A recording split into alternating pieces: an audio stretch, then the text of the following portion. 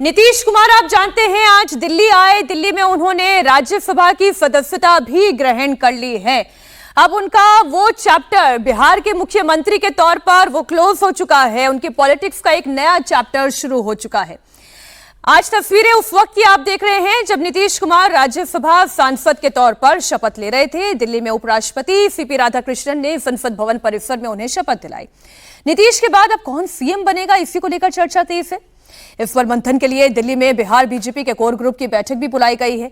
राजनीतिक हलकों में चर्चा यह है कि पटना लौटने के बाद नीतीश कुमार 14 अप्रैल तक मुख्यमंत्री पद से इस्तीफा दे सकते हैं और केंद्र की राजनीति में सक्रिय भूमिका निभा सकते हैं, जहां वो पहले भी सक्रिय रहे हैं।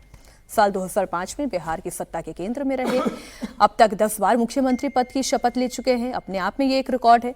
सूत्रों की माने तो बिहार में पहली बार बीजेपी का सीएम बनने जा रहा है और इसमें अब कोई दो राय नहीं है कि बीजेपी ही अब ड्राइविंग सीट पर होगी। कई सारे नाम चल रहे हैं। अब इनमें से किस पर मुहर लगेगी, इसी का इंतजार है।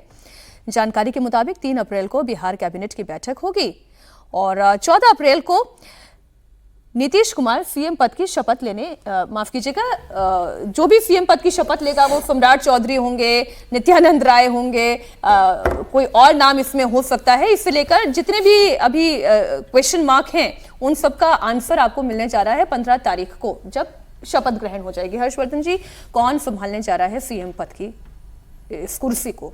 नहीं, देखिए, ये तो भारतीय जनता पार्टी के इस कालखंड में, मोदी शाह कालखंड में बता पाना बड़ा कठिन है और इस वक्त की जो स्थितियां हैं उसमें भी थोड़ा कठिन है। अब सम्राट चौधरी चूंकि सबसे स्वाभाविक दावेदार लगते हैं, जिस तरह से उनको एक जबरदस्त एलिवेशन मिला है और डिप्टी सीएम हैं और कई तरह की बातें, लेकिन कल हम लोगों ने ये भी देखा कि भाजपा कार्यालय के सामने सम्राट सरकार का कोई बैनर लग गया था तो उसको फाड़ दिया। कुछ उसमें भाजपा कार्यकर्ता थे कि भाजपा के गार्ड थे, जो कार्यालय के गार्ड होते, कुछ करके वो फाड़ दिया उन्होंने। तो अब जो भी वजह रही वो एहतियातन फाड़ा गया या क्या हुआ, तो फिर एक चर्चा भी चलती है। दूसरा, सबसे ये सामान्य घटनाक्रम होगा अगर सम्राट चौधरी मुख्यमंत्री बन जाएंगे। क्या भारतीय जनता पार्टी की आज की जो राजनीति है उसमें कोई सामान्य घटनाक्रम होता है?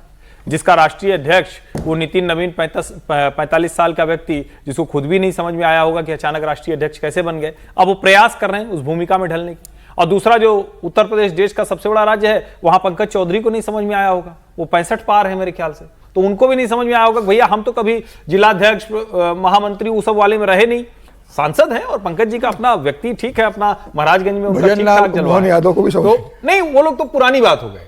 ताजा जो है, रेखा गुप्ता को क्या पता था वो दिल्ली के मुख्यमंत्री बन जाएंगे? इसीलिए मैं कह रहा हूं कि अगर हम ये माने कि मोदी शाह अपनी राजनीति के लिहाज से काम करेंगे तो सम्राट चौधरी स्वाभाविक तौर पर, जो कहते हैं कि थोड़ा सा उसमें कुछ इब्बट लगते हैं, लेकिन वैसे देखें तो भाई उनको बहुत बढ़ाया गया है, बड़ा आदमी बनाना है, अमित शाह कह चुके हैं, तो बना देंगे। मूल बात क्या है? मूल बात यह है कि क्या नीतीश कुमार की जो राजनीति थी उस छाया से भारतीय जनता पार्टी बाहर निकलेगी? मूल सवाल ये, मुख्यमंत्री कोई भी हो, मुख्यमंत्री जो भी होगा, निकलेगी या नहीं निकलेगी? मेरा मानना है कि निकलेगी ही निकलेगी, इसमें कोई इब्बट नहीं है। और मतलब नीतीश कुमार, 2 लाइन उनके लिए बोलना जरूरी है, कमाल का आदमी है भाई। कौन ऐसे नेता होंगे ऐसे? हम लोगों ने, मतलब मैंने तो बड़ी आलोचना की है, बड़ी कड़वी, क्योंकि बाद के समय में उनको थोड़ा जल्दी ये काम कर लेना चाहिए था। लेकिन सोचिए, विधानसभा, विधान परिषद, लोकसभा, राज्यसभा, कई मंत्रालय, मुख्यमंत्री इतने लंबे समय तक जिस तरफ चले जाएं वही बटकरा भारी हो जाता था।